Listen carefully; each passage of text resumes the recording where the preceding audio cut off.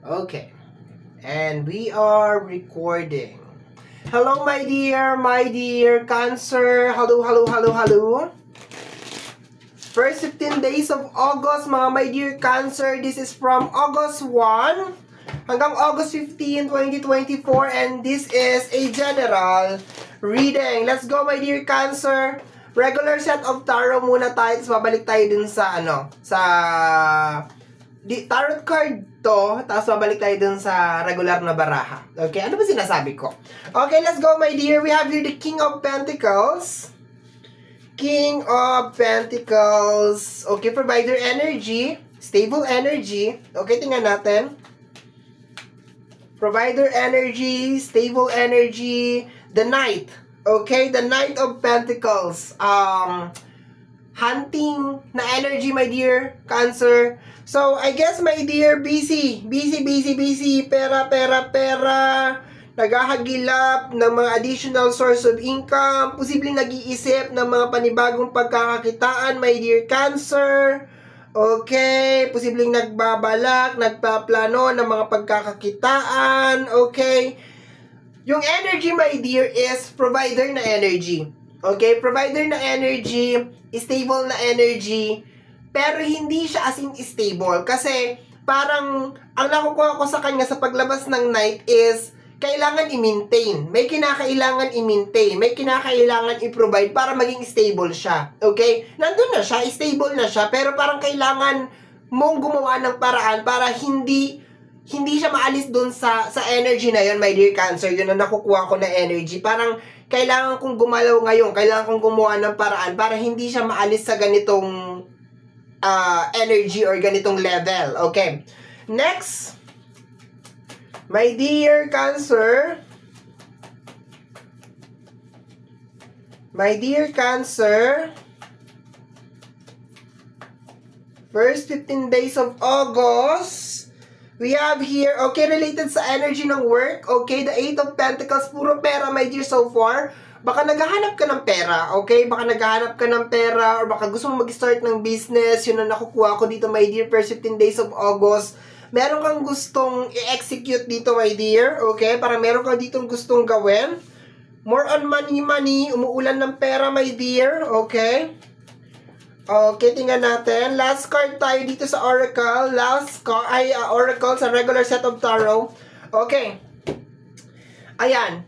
The Ten of Pentacles. Okay, so tama yung nakukuha ko, my dear, na energy. Kasi family card ang Ten of Pentacles, my dear. And normally, alam naman natin kung gaano kahirap i-maintain yung energy ng pera sa flow. Ang hirap i-maintain nung flow, nung energy ng pera sa loob ng pamilya. Okay? So, super busy, my dear, ang iyong isipan over here related sa providing na energy. Kung paano magiging stable or paano mananatiling stable yung energy ng pinansyal sa loob ng pamilya. Okay? Baka yung iba sa inyo ay gusto mag-start ng trabaho. Okay? Gusto lumipat ng trabaho. Gusto magbukas ng negosyo. Okay? Yun na nakukuha ko over here.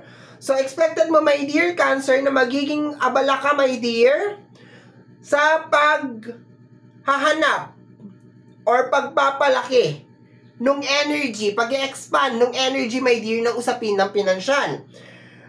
May humabol na energy or isang card over here. Dapat 4 cards lang to, pero humabol yung energy or yung card ng 5 of Sword. Okay? Ang 5 of Sword is abandonment na energy. Kasi kung makikita mo dyan, my dear, parang iniwan nung dalawang person doon yung mga sword nila sa'yo. So, there's a tendency, my dear, na baka meron mga problema sa loob ng pamilya na kinakailangan mong resolbahin or kinakailangan mong gawan ng paraan. And posibleng, my dear Cancer, na yun ang nagtitrigger kung bakit nagkakaroon ka ng ganitong energy na kailangan kong ganito, kailangan kong ganyan, kailangan ko i-budget to, kailangan ko expand to. Kasi more on expansion na nakukuha ko, my dear, eh. More on expansion. Ang nakikita ko lang dito, my dear, na pressure is ito. Kasi ikaw yung susolusyon ng mga problema ng mga tao sa pamilya mo or sa circle mo. Okay. So, let me just add more add more cards dito, my dear. Balik na tayo dito sa regular set of cards, my dear Cancer. Wala pa naman... Wala akong pakiramdam ko, my dear, kaya mo siyang gawa ng paraan. Okay? Parang medyo mahirap, pero parang kaya mo siyang gawa ng paraan. Okay, we have here the Jack of Diamonds or the Page, okay, of Diamonds, Pentacles, okay. Diamonds is pentacles, speed, our swords, flowers, our wands, hearts, our cups, diba? So, para medyo magkaroon kayo ng konting idea. Ito kasi, my dear, something na parang kinakailangan mong pag-aralan. Okay? So, I think mauubos, my dear, yung first 15 days mo, August 1 hanggang August 15, mag-aral lang ng mag-aral regarding dito sa energy ng pera. Okay? It's more on parang subukan, try, analyze, i-compute, parang ganun na nakukuha ko dito na energy, my dear. Okay, next. We have here the 10 of Hearts or the 10 of Cups, my dear. Pamilya nga talaga, no? Pamilya na energy. Okay? So, emotional fulfillment related sa energy ng pamilya, my dear. Okay, more on offering to, my dear, yun na nakukuha ko. Pamilya talaga, my dear Cancer, ang iyong pasan-pasan sa first 15 days of August. This is more on family energy. Okay, posibleng meron talaga mga problema sa loob ng pamilya na kinakailangan mo talagang solusyonan, my dear Cancer. Okay, let me see. The 9 of Cups, okay? So, nakukuha ko naman dito, my dear, na magagawa mo naman ng paraan. Pero, I guess, yung first 8 days or first 1 week, my dear Cancer, ito yung parang typical na urong-sulong yung energy. Gagawin ko to, aatras ka, medyo may konting self-doubt, akong nakukuha, medyo parang hindi ka sure dun sa gagawin mo, may konting pressure, na konting-konti lang, okay? Kasi nga, you cannot make decision right away, okay? Next is the 4 of Diamonds. Focus, my dear, sa usapin, my dear, ng usapin ng pinansyal. So, maliwanag dito, my dear, na mayroong problema sa loob ng pamilya. Okay? Family issue. Okay? May mga ganon na nangyari dito. Pero dahil namumula, my dear, yung card mo, positive yung kanyang energy na yes, masusolusyonan mo siya, yes, magagawa mo ng paraan, okay? So, nadagdagan ko, my dear, last row na tayo, last 4 cards na lang tayo, my dear. Last 4 cards. We have here the King of Cups, okay? And the Queen of Diamonds. Okay, my dear? Parang mag-asawa to, my dear. Parang meron kayong isang anak. Okay, yun na nakukuha ko dito. Parang mag-asawa, mayroong isang anak. Okay, yun na nakukuha ko dito. And yung bata siguro mga nasa line of DC 8, 19, mga ganyan yung energy, no? Mga something like that. Okay, maliban na lang kung meron pa lumabas na isang Jack, meron kayong 2 anak. Okay, yun na nakukuha ko dito. Okay, let's go, my dear. Last 2 cards na lang tayo. Last 2 cards.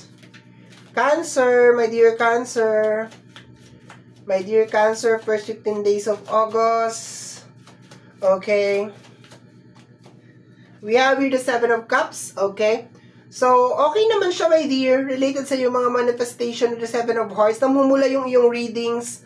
Okay, so very positive naman siya. May konting struggle lang. Yung pinaka-energy lang niya, my dear, is problem solving. Pero, yung pinaka-ending naman niya is maganda naman. Kasi sinasabi naman dito na maski mag-isa ka lang, maski ikaw yung gumagawa ng solusyon, maski ikaw yung nagpa-problem solving and everything, yung troubleshoot, ma-overcome mo naman siya. May lumabas lang dito na energy, my dear, na mag-asawa na merong isang anak. Okay, yun na nakukuha ko dito. Posibleng 10 years old, 9 years old, 7 years old, 14 years old, 19 years old. Yun na nakukuha ko. Something like that. Basta nandun lang yung edad. Hindi pa umabot ng 20. Okay, nandun lang yung edad. Okay? Tingnan natin last card tayo, my dear.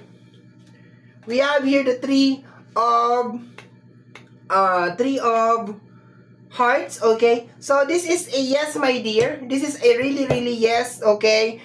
Kung naghahanap ka ng trabaho, makakahanap ka, my dear, sa first 15 days of August, my dear Cancer.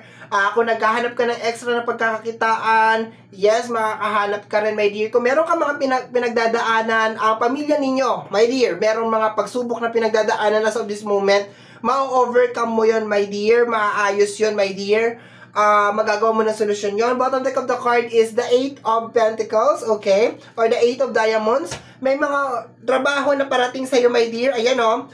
Parang meron mga, meron mga out of this country. Posibleng meron mga job opportunities. Pero hindi ko siya nakukuha, my dear, na pagsampa ng August. Posibleng, my dear, na mga maisip mo siya ngayong first 15 days of August. Pero parang nakukuha ko siya mga March siya magre-resonate 2025, okay? Mga ganon. So, posibleng maisip mo, my dear, ng first 15 days of August na, ay, baka mag-abroad na lang kaya ako, parang ganon. And, magre-resonate siya ng March 2025. Yun ang nakukuha ko dito, my dear. But, so far, kung meron mga problema, yes, March 2025, to be sure. Marami sa inyo, my dear, makakaisip, my dear, ng posibleng negosyo naman din, my dear, no? Posibleng mag-start ka ng negosyo ngayon, first 15 days of August, and then magbo-bloom siya ng next year, mga around March 2025. But so far, kung ano man yung struggle na pinagdadaanan mo ngayon, my dear Cancer, related sa pamilya, related sa usapin ng pinansyal, okay? Sa mga nagda-doubt over there, regarding sa mga itatayo ninyo mga business, kung mag-grow pa ba yung business, sinasabi, my dear, ng ating cards over here, na yes, kaso nga lang, mga around next year pa siya, 2025, mga around March, mga ganyan, March, something mga March, something like that, yun nakukuha ko. Posibleng umabot pa ng mga around April, pero yes daw, my dear, magbo-bloom kung anong i-start mo ngayon, o kung ano man yung mga gusto mo mangyari, my dear.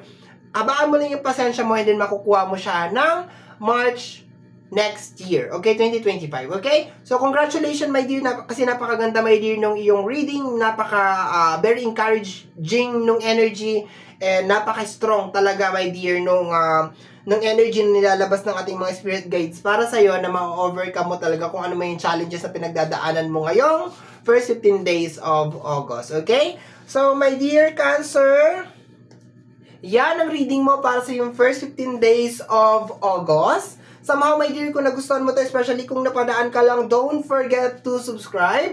Pakiclick lamang po notification bell para ma-update ka sa aking mga upload. And please, don't forget to like, share, free to like, free to share, free to comment sa lahat ng ating mga videos, mga my dear. Once again, my name is RJ, also known as Apo J. Maraming salamat po, and until next time, bye-bye. Thank you, my dear.